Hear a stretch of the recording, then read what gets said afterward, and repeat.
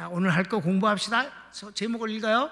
땅끝 이방 선교 1차 선교 1차 선교는 이제 오늘 두 번째예요. 두 번째. 비시디아 안디옥에서 선교합니다. 자, 서원을 읽읍시다.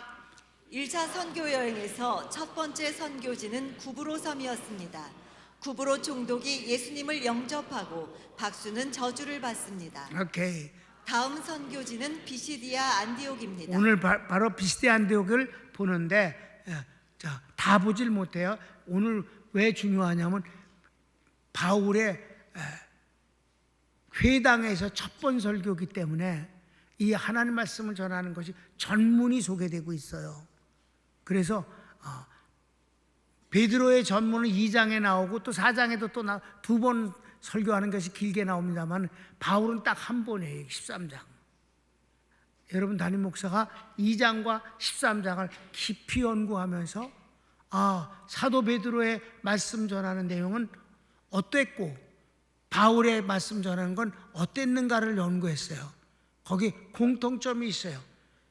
그걸 취하고 50년 동안을 목회했습니다. 그리고 어디 가서든지 그 안에서 복음을 전하고 있다는 사실이에요. 오늘 그걸 좀 보겠습니다. 자, 1번. 비시디아 안디옥에서 안식일에 유대인 회당에서 복음을 전합니다.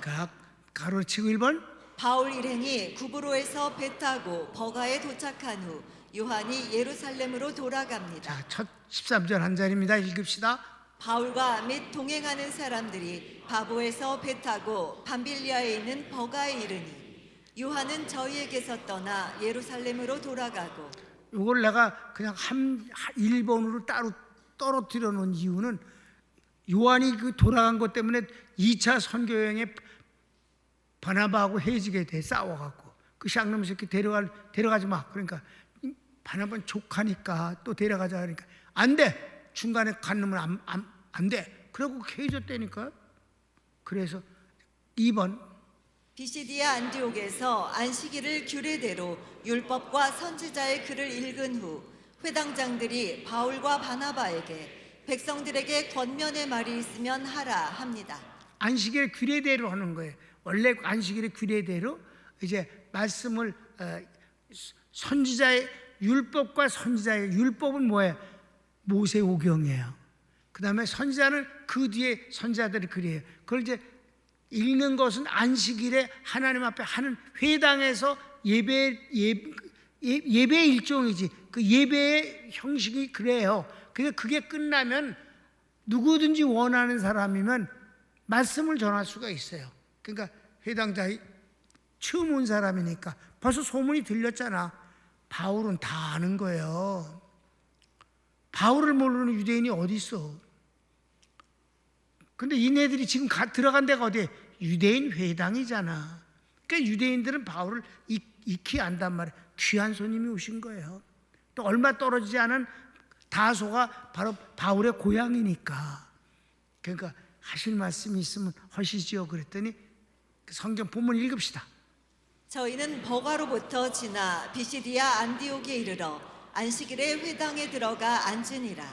율법과 선지자의 글을 읽은 후에 회당장들이 사람을 보내어 물어 가로되 형제들아 만일 백성을 권할 말이 있거든 말하라 하니. 그래서 그 다음 바울이 열정적으로 구약 성경을 인용하여 이 땅에 오신 예수님을 증거합니다. 이 땅에 오신 예수님이에요. 십자가에 죽은 건 그 다음이고 부활도 그 다음이에요. 이 땅에 오신 예수님이 누구냐 하는 것을 증명하기 시작합니다. 1번. 이스라엘 사람들과 하나님을 경외하는 사람들아 들어라. 하나님께서 조상들을 택하시고 애굽에서 구원하셔서 광야를 거쳐 가나안 땅을 주신 후 백성들을 위해 사사들을 보내주시고 사무엘 때 백성들이 왕을 원해 사울을 세우셨다 패하시고 다윗 왕을 기뻐하시며 내 뜻을 다 이루게 하리라 하십니다. 네, 여기서 이제 마지막에 소개되는 인물이 다윗인데 다윗을 하나님이 사랑하셔서 내 뜻을 다 이루는 분이다, 이루는 자다라고 하셨어요. 왜? 여기서 바로 다윗의 후손으로 오신 이가 예수님이라는 걸 증명하기 위해서입니다. 이해되셨죠? 네, 성경을 읽읍시다. 바울이 일어나 손짓하며 말하되 이스라엘 사람들과 및 하나님을 경외하는 사람들아 들으라. 이 이스라엘 백성의 하나님이 우리 조상들을 택하시고 애굽 땅에서 나그네 된 그 백성을 높여 큰 권능으로 인도하여 내사 광야에서 약 40년간 저희 소행을 참으시고 가나안 땅 7족속을 멸하사 그 땅을 기업으로 주시고 약 450년간 그 후에 선지자 사무엘 때까지 사사를 주셨더니 그 후에 저희가 왕을 구하거늘 하나님이 베냐민 지파 사람 기스의 아들 사울을 40년간 주셨다가 패하시고 다윗을 왕으로 세우시고 증거하여 가라사대 내가 이새의 아들 다윗을 만나니 내 마음에 합한 사람이라 내 뜻을 다 이루게 하리라 하시더니. 오케이. 2번. 하나님께서 다윗 왕의 후손으로 구주를 세우셨으니 곧 예수님입니다. 다윗의 자손으로 오시니 그 유대인들이 항상 말하기를 다윗의 자손이요 라고 말했었어요. 근데 바로 이 다윗의 자손이 즉 그리스도이신데 그 다윗의 자손으로 오신 그리스도가 예수님이라는 말씀입니다. 성경을 읽읍시다. 하나님이 약속하신 대로 이 사람의 씨에서 이스라엘을 위하여 구주를 세우셨으니 곧 예수라. 지금 이제 유대인들이 많고 이방인들도 그 유대교에 들어온 이방인들도 같이 예배를 드리는 거 있는 거예요. 유대교에 들어온 이방인들도 거기 있는 거예요. 그런데 주는 유대인들이죠. 그러니까 이런 내용들을 유대인들은 뭐 그냥 성큼 역사를 점찍고 지나가도 다 아는 내용이지. 우리 평강교인들처럼 다 아는 거야 이게. 그래갖고 이제 3번을 보면 예수님보다 먼저 온 요한은 예수님을 소개하고 예언하는 선지자입니다. 요한이 회개의 세례를 베풀며 나는 그리스도가 아니다. 내 뒤에 오시는 이는 성령과 불로 세례를 베푸는 분이다 라며 예수님이 구원과 심판의 그리스도이심을 증거합니다. 24절 25절 읽읍시다. 그 오시는 앞에 요한이 먼저 회개의 세례를 이스라엘 모든 백성에게 전파하니라. 요한이 그 달려갈 길을 마칠 때에 말하되 너희가 나를 누구로 생각하느냐? 나는 그리스도가 아니라 내 뒤에 오시는 이가 있으니 나는 그 발에 신풀기도 감당치 못하리라 하였으니. 그 요한이 아주 유명하잖아요. 요한 또 모르는 사람이 하나도 없어요. 막 센세이션을 일으켰으니까 요한이. 왜? 430년 만에 나타난 선지자거든. 그 암흑 시대가 끝나서 여러분 430년이면 이조 시대 전체를 통틀은 기간과 같으니까 택한 백성들이 이렇게 오랫동안 하나님의 나타나지 않으셨다는 건 참 힘든 세월이었다 이 말이에요. 그러니까 순전히 하나님 믿는 종교 지도자들은 다 가짜다 이 말이에요. 다 먹고 살기 위한 놈들이다. 그랬는데 세례 요한이 정말 나타나서 회개하라고 외치고 회개의 세례를 베푸니까 사람들이 구름대 같이 모였던 것을 누가 모르겠어요. 유대인들은 다 아는데 바로 그 요한이 증거한 이가 예수님이 아니냐. 자, 그래서 조금 내가 설명을 보태기 위해서 마태복음을 적었어요. 시작. 나는 너희로 회개케 하기 위하여 물로 세례를 주거니와 내 뒤에 오시는 이는 나보다 능력이 많으시니 나는 그의 신을 들기도 감당치 못하겠노라. 그는 성령과 불로 너희에게 세례를 주실 것이요 손에 키를 들고 자기의 타작마당을 정하게 하사 알곡은 모아 곳간에 들이고 죽정이는 꺼지지 않는 불에 태우시리라. 요한이 예수님은 성령과 불로 세례를 주는 분이다. 나는 물로 세례를 주거니와 그분은 성령과 불로 세례를 준다. 이건 성령은 구원의 고백을 말하고 불은 심판의 고백을 말하는 것입니다. 그러니까 예수님은 구원과 심판의 주님이시다라는 증거 올시다. 아멘. 그래서 그 다음 큰 3번 이 예수님을 이스라엘 사람들이 십자가에 죽입니다. 이런 예수님을 유대인들이 어떻게 했는가? 십자가에 죽였다. 그런데 그 죽인 그 유대인들이 그래서 천벌을 받아 돼지 거다 이런 말이 아니라 예수님이 십자가에 죽는 것과 유대인들이 예수님을 죽이는 모든 것들은 다 하나님의 섭리 안에 들어있는 것이다. 아멘. 섭리 안에 들어있는 것인데 너희들은 마지막 결론은 그거예요. 너희들은 예수님을 죽인 그 사람들처럼 하지 말라. 너희는 좋은 쪽을 택하라. 왜? 이미 예수님이 구원의 주님으로 확인됐고 성령까지 오셨으니까 지금 옛날과 똑같은 짓을 해선 큰일 나는 일이다. 그걸 이제 결론적으로 하는 거예요. 그러니까 십자가에 죽은 장면을 설명합니다. 가르치기 1번. 형제들과 하나님을 경외하는 사람들아, 하나님께서 구원의 말씀 예수님을 보내셨거늘 안식일마다 외우는 선지자의 예언을 알지 못하는 자들에게 또 다른 선지자의 예언을 응하게 하신 분이 하나님이십니다. 그래, 알지 못하고 맨날 읽기만 하고 외우면 뭐하냐. 쭉 방금도 읽고 외우지 않았냐. 그 읽고 외우는 바로 그 방향이 예수님이다. 성경은 많은 선지자들로 하여금 많은 부분에 대해서 예수님을 가리켜 말씀하신 것이다. 그래서 예수님도 뭐라 했어요? 너희가 영생을 얻고자 하고 성경을 열심히 읽거니와 이 성경은 나를 가리켜 말씀하신 것이다. 요한복음 5장 39절의 말씀. 아멘. 그러니까 그게 바로 요한복음 5장에서 나는 이다 그거잖아. 나는 성경의 주인공이다.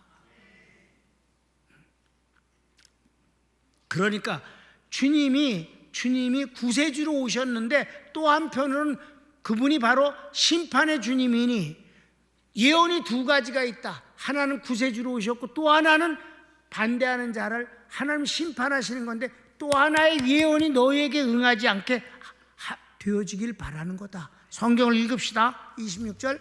형제들 아브라함의 후예와 너희 중 하나님을 경외하는 사람들아, 이 구원의 말씀을 우리에게 보내셨거늘 예루살렘에 사는 자들과 저희 관원들이 예수와 및 안식일마다 외우는 바 선지자들의 말을 알지 못함으로 예수를 정죄하여 선지자들의 말을 응하게 하였도다. 네. 여기서 선지자가 두 번 나오는 거예요. 앞에 선지자는 구원의 주님을 예언했고 뒤에 선지자는 그를 믿지 않은 자가 받을 심판을 말하는데 거기에 응하게 하려고 하면 안 되는 건 아니냐. 아멘. 어떤 선지자의 말의 주인공이 되고 싶으니 이게 암시되어진 거예요. 나중에는 오픈시켜서 말씀을 하셔요. 그래서 2번. 죽을 죄가 없는 예수님을 빌라도에게 죽여달라 한 것이 말씀을 응한 것입니다. 그러니까 그 연병들어라고 예수님을 죽이라고 소리소리 질렀지만 그거는 사실은 하나님의 뜻이다. 왜? 예수님은 죽으러 오신 거니까. 빌라도를 압박하여 십자가에 죽입니다. 여기까지구만. 28절 29절. 죽일 죄를 하나도 찾지 못하였으나 빌라도에게 죽여달라 하였으니 성경의 저를 가리켜 기록한 말씀을 다 응하게 한 것이라. 후에 나무에서 내려다가 무덤에 두었으나. 그 다음 큰 4번. 하나님께서 예수님을 살리셨습니다. 자, 구세주로 오신 분, 십자가에 죽으신 분, 이번엔 하나님이 그들이 죽였으나 살리셨다. 부활의 주님을 말합니다. 가르치기 1번. 하나님께서 살리신 예수님은 부활의 몸을 여러 제자에게 보이십니다. 증명한 거예요. 너희들도 다 알잖아. 제자들을 여러 번 만나셨어. 그게 증거야. 자, 성경 읽읍시다. 하나님이 죽은 자 가운데서 저를 살리신지라. 갈릴리로부터 예루살렘에 함께 올라간 사람들에게 여러 날 보이셨으니 저희가 이제 백성 앞에 그의 증인이라. 예수님이 부활하신 것에 대한 증인은 너무 많으니까. 그 다음 2번. 시편 2편 7절. 내가 영을 전하노라. 여호와께서 내게 이르시되 너는 내 아들이라. 오늘날 내가 너를 낳았도다를 인용하여 예수님을 하나님의 아들이라 하셨고 다시는 썩음을 당하지 않게 하심을 가르쳐 말씀하시기를 다윗에게 약속하신 그리스도를 확인하십니다. 네. 성경 구절이 몇 구절인데 우선 성경을 계속 읽읍시다. 우리도 조상들에게 주신 약속을 너희에게 전파하노니 곧 하나님이 예수를 일으키사 우리 자녀들에게 이 약속을 이루게 하셨다 함이라. 시편 둘째 편에 기록한 바와 같이 너는 내 아들이라 오늘 너를 낳았다 하셨고 또 하나님께서 죽은 자 가운데서 저를 일으키사 다시 썩음을 당하지 않게 하실 것을 가르쳐 가라사대 내가 다윗의 거룩하고 미쁜 은사를 너희에게 주리라 하셨으니 그러므로 또 다른 편에 일렀으되 주의 거룩한 자로 썩음을 당하지 않게 하시리라 하셨느니라. 아멘. 이걸 이제 구약 성경을 인용한 것을 좀 보겠습니다. 이는 내 영혼을 음부에 버리지 아니하시며 주의 거룩한 자로 썩지 않게 하실 것임이니이다. 이게 다윗이 쓴 거예요. 다윗은 예수님에 대해서 미리 다 아는 거예요, 이렇게. 그러니까 하나님이 예수님에 대해서 두 가지를 말씀하시는 거예요. 너는 내 아들이다. 그리고 어찌 너를 썩게 두겠는가? 주님이 살리신다는 말씀입니다. 또 한 구절. 너희는 귀를 기울이고 내게 나와 들으라. 그리하면 너희 영혼이 살리라. 내가 너희에게 영원한 언약을 세우리니 곧 다윗에게 허락한 확실한 은혜니라. 다윗에게 허락한 확실한 은혜가 뭐예요? 예수님이란 말이에요. 그래서 3번. 하나님의 약속을 받은 다윗도 죽었으나 하나님께서 예수님을 살리신 것은 이 예수님을 힘입어 사람들이 의롭다함을 얻게 하려 하심입니다. 다윗은 이스라엘 백성들에겐 최고의 그리스도예요. 그런데 최고의 그리스도가 아무리 다윗을 그리워한들 어떻게 돼? 그게 무덤이 있단 말이에요. 다윗은 죽어서 송장돼서 무덤 속에 있다 이 말이에요. 예수님은 살아나시지 않았냐?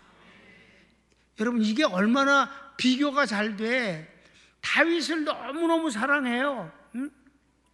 그러니까 다윗과 같은 분만 오게 되면 다윗은 어땠어요? 그때 당시 전 세계를 다 장악하고 조공을 받았어요. 다윗의 이름만 들어도 덜덜 떨어서 주변 국가가. 그러니 다윗 같은 사람만 오면 얼마나 좋겠어. 지금 현재 로마의 식민지가 되어 있는데 다윗만 오면 뭐 되는 것도 아니겠는가. 그러니까 이제 예수님이 입성할 때 나사로를 죽은 지 나흘이나 된 것을 살리셨으니까 이건 분명히 이제 다윗과 똑같아. 다윗이 언제 죽은 자 살렸냐? 이 뭐 다윗은 저리 가라다 진짜지. 이 아우성을 치면서 하는 소리가 다윗의 자손이요, 다윗의 자손이요. 그렇게 외쳤다 이 말입니다. 그런데 여기서 갑자기 다윗은 죽어서 무덤이 우리 가운데 있거니와 예수님은 하나님이 살리셨어. 지금도 그분은 살아계신 분이시다. 이렇게 말함으로 깜짝 놀라게 되어지는 그런 현실감을 주었다. 이해되셨습니까? 자, 성경을 읽읍시다. 다윗은 당시에 하나님의 뜻을 조차 섬기다가 잠들어 그 조상들과 함께 묻혀 썩음을 당하였으되 하나님의 살리신 이는 썩음을 당하지 아니하였나니 그러므로 형제들아 너희가 알 것은 이 사람을 힘입어 죄사함을 너희에게 전하는 이것이며 또 모세의 율법으로 너희가 의롭다 하심을 얻지 못하던 모든 일에도 이 사람을 힘입어 믿는 자마다 의롭다 하심을 얻는 이것이라. 그래서 이게 결론이거든.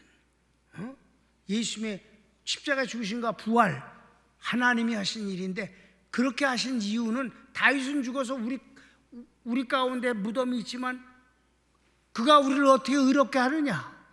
무엇으로 우리를 구원하겠는가? 이분은 하나님이 부활시키셨으므로 우리가 율법으로는 안 되는 것을 그분을 힘입어서 의롭게 되게 하시는 것이 하나님의 뜻이다. 너무 놀라운 정말 너무 놀라운 복음이다 이 말입니다. 그 막 들으면서 입이 딱 벌어지는 것이. 근데 이게 사실은 짧잖아. 얼마 짧아. 짧은데 사도 바울이 전하는 걸 전부 그대로 다 전하는데도 우리가 공부를 하지만 이게 짧잖아. 근데 얼마나 여기에 팩트가 확실하냐 이 말이에요. 복음이지, 그지? 예. 그래서 여기까지 하고 큰 5번. 복음 증거의 결론입니다. 결론이 아주 깨끗해. 40절 41절이에요. 그래서 1번. 그런즉 너희들은 선지자들이 예언한 책망이 너희에게 미칠까 삼가하라. 아까 얘기하지 않느냐? 한 선지자는 예수님의 구원을 말했고 한 선지자는 믿지 않은 자에게 심판을 하시는 것을 말했는데 두 번째 건 너에게 임하지 않아야 되지 않겠냐. 그러니 빨리 주님을 믿어라. 그래서 주님을 힘입어서 의롭게 되고 구원을 받는 것이 당연하지 않겠는가. 아멘. 복음이 좋아 안 좋아? 성경을 읽어. 그런즉 너희는 선지자들로 말씀하신 것이 너희에게 미칠까 삼가라. 그래서 마지막 2번 하박국의 예언으로 말씀을 정리합니다. 하박국의 예언으로 말씀을 정리하는데 41절이거든. 일러스되 보라, 멸시하는 사람들아, 너희는 놀라고 망하라. 내가 너희 때를 당하여 한 일을 행할 것이니 사람이 너희에게 이를지라도 도무지 믿지 못할 일이라 하였느니라 하니라. 소선지서는요 망하는 거에 대해서 줄었어. 심판에 대해서. 그거 하박국에서 그러니까 여기다 못을 하나 캉 박어. 대못을 안 믿으면 어떻게 되는지 알지? 하박국의 예언이 너에게 응하는 거야.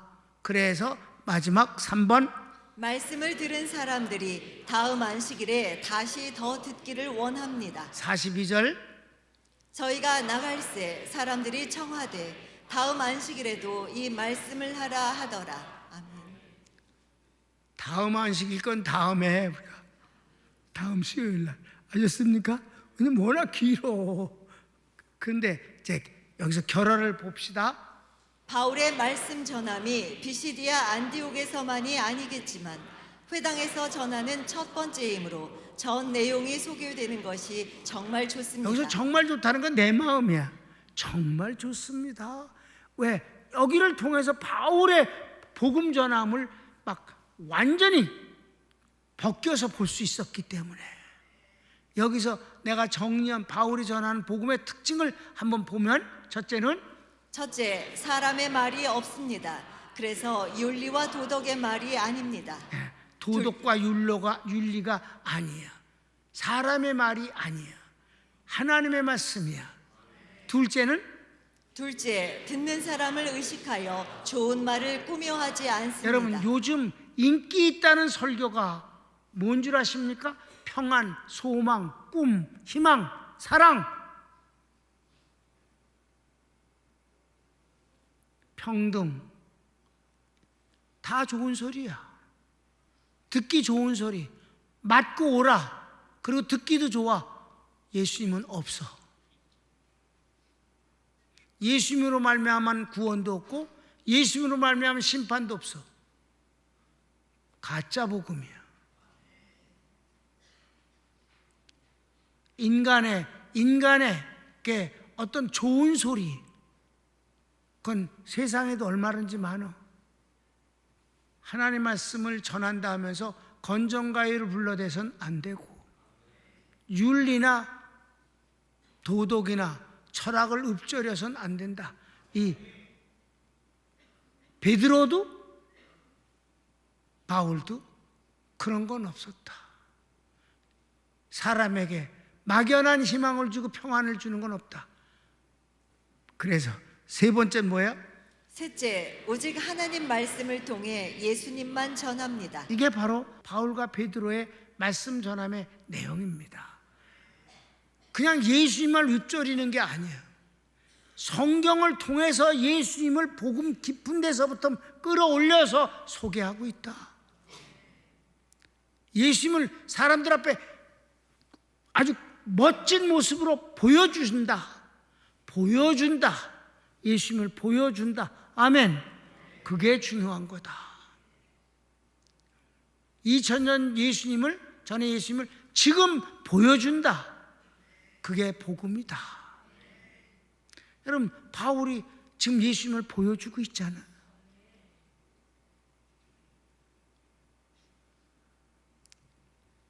이게 끝이에요.